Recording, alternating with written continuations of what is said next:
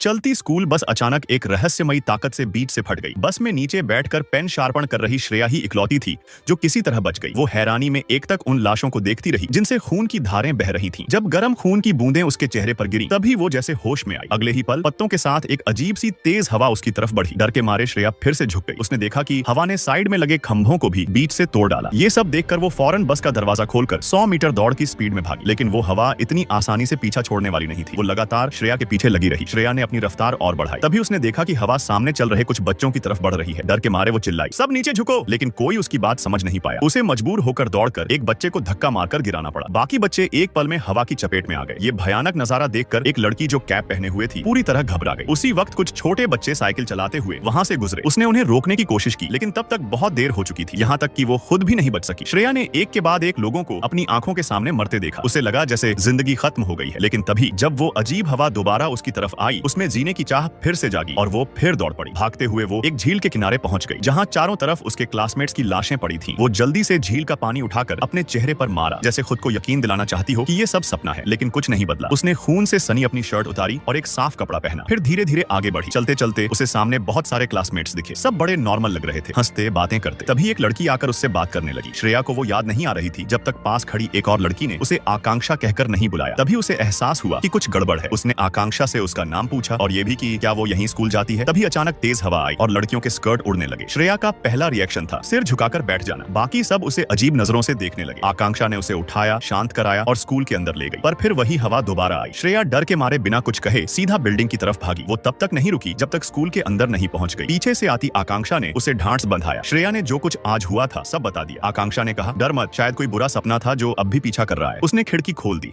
ताकि बाहर की ठंडी हवा उसे थोड़ा आराम दे सके। श्रेया थोड़ी शांत हुई ही थी कि तभी उसकी नजर जमीन पर पड़े एक तकिए पर पड़ी। आकांक्षा ने कहा, उसे जरा फेंक दो। जैसे ही श्रेया ने वो तकिया फेंका पूरी क्लास में गोलियों की बारिश हो गई। गोलियां चलाने वाला कोई और नहीं, खुद टीचर था। देखते ही देखते पूरा स्कूल जैसे पागल हो गया। टीचर्स ने बच्चों पर असली 4S शूट आउट शुरू कर दिया। बच्चों के पास न तो हथियार थे न ही कोई रास्ता, बस भागना ही एक ऑप्शन था। जैसे ही कुछ बच्चे स्कूल गेट से बाहर निकले वो रहस्यमयी हवा फिर से आई और इस बार श्रेया के पीछे के सारे बच्चे उसके सामने ही 2 टुकड़ों में कट गए। सिर्फ वो ही जिंदा बची।